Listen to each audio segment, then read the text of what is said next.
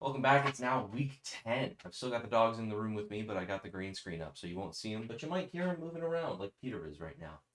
We're moving into the home stretch of the season. We've only got 6 games left in the regular season, including this week. But first, let's talk about what happened last week. We'll start with Eric versus Catherine.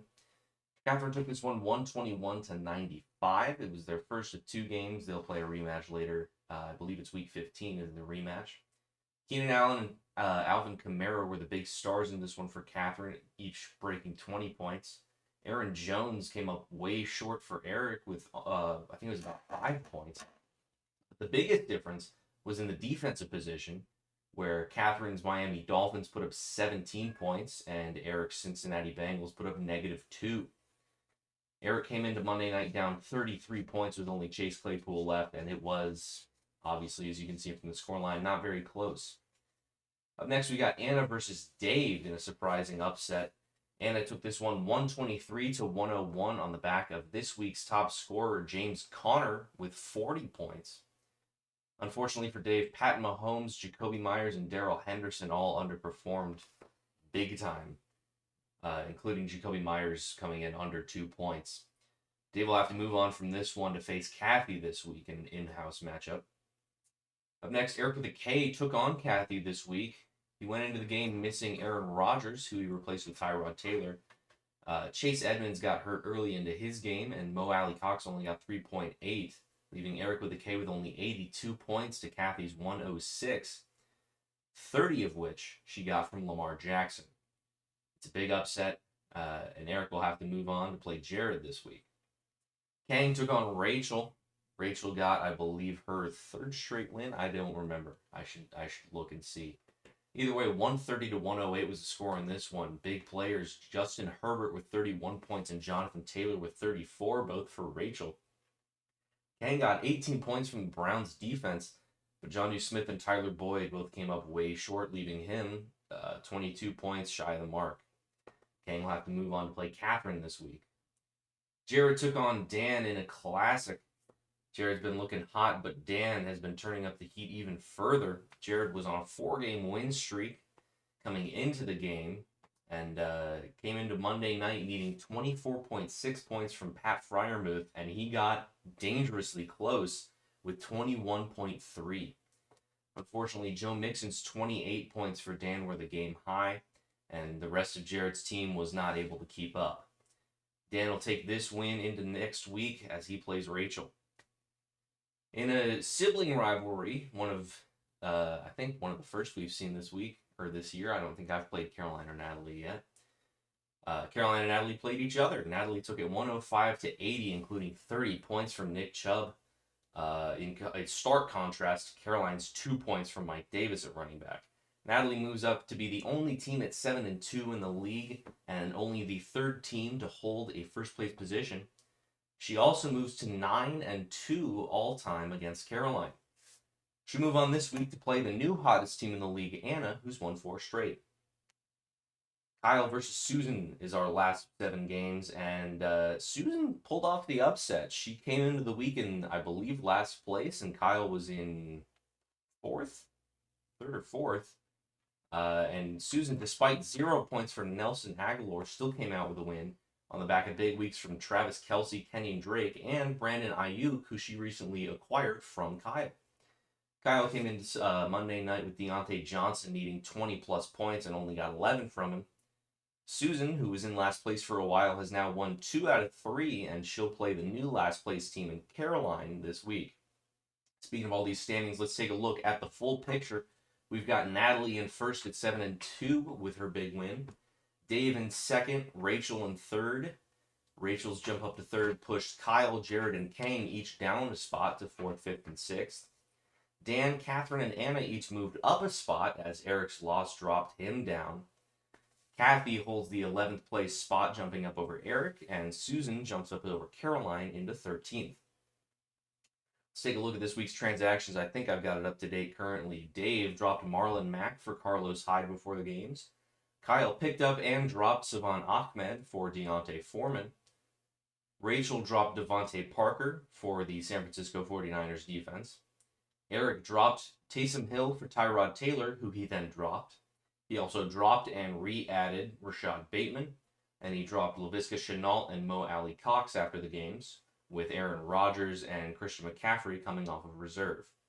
He also dropped Allen Robinson to pick up Jordan Howard. Anna dropped wide receiver Brian Edwards for Van Jefferson, and then went on to drop Jefferson to make room for, she dropped Van Jefferson to pick up Ryan Suckup, and she dropped Dan Arnold to to bring Noah Fant off of reserve. Natalie dropped Henry Ruggs to pick Jake Butt back up, which is an even trade at this point. Katherine dropped Khalil Herbert and the Dolphins for the Broncos. Eric dropped the Bengals to pick up the Bucs defense, and this morning Rachel added Deontay Harris. Let's move on to look at this week's games. We'll start with Eric with a K taking on Jarrod. This one was 2-0 all-time to Eric with a K, both of those games happening last year, but now Jarrod looks to be the favorite. Darnell Mooney and T. Higgins will be out for Eric with a K, but Jarrod will be at full strength aside from Chris Carson on injured reserve. Deebo Samuel will take on Eric's own Rams defense on Monday night, but Jarrod is projected to win this one 119 to 109. Up next, we got Rachel taking on Dan. Both of these teams are on 2-game win streaks. Rachel's at full strength, but Dan will be without Joe Mixon, CJ Uzama, and Brandon Cooks. Although with Josh Allen projected at 25 points, Dan's projected to still take it 120 to 115. We'll see Tyler Higbee in action against Matt Gay. I was trying to think of his first name. I just wrote down Higbee versus Gay. That'll happen on Monday night. Like I said, Dan's projected to take it 120 to 115. Up next, Eric takes on Kyle. All time, this is 3-2 in Kyle's favor, I believe. Eric will be without David Montgomery and Evan Engram, but Kyle will be without David Johnson, Daniel Jones, and Kadarius Toney. All things said, Kyle's projected to take this one 126 to 117. Up next, we got Kang taking on Katherine. Kang will be without Tyler Boyd, but Katherine won't have Joe Burrow or Jamar Chase in this one. Kang will need to take this opportunity to right his course, as he's lost 3 straight games, and he's on the bubble in the playoff picture right now in 6th place. Katherine has won 2 of her last 3, but Kang will look to end that streak by a score of 114 to 113. We've got Caroline taking on Susan, number 13 and number 14 this week. All time, this one is 6-3 in Caroline's favor. Susan won't have Latavius Murray back from injury just yet, and Caroline, I believe, will be at just about full strength. Mark Andrews for Caroline will take on Justin Tucker for Susan on Thursday night to open the week, and Brandon Ayuk will close it out for Susan on Monday, but Caroline is currently projected to take it 107 to 99. Cathy takes on Dave in another in-house matchup this week. The overall record for this one is 13-8 in Dave's favor, though 4 of those wins for Dave all came in the postseason, leaving the regular season record at 8-9, much more even. Kareem Hunt is still on injured reserve for Dave, but Clyde Edwards-Helaire is still there for Cathy. The biggest difference in projections this week is in this matchup, as Dave's projected to take it 122 to 98, and that's with Sony Michel in his starting roster alongside Darrell Henderson, so it could get even bigger if he brings Darrell Williams back in. And in this week's Game of the Week, we've got the newly crowned number 1 Natalie taking on the league's current longest active winning streak in Anna.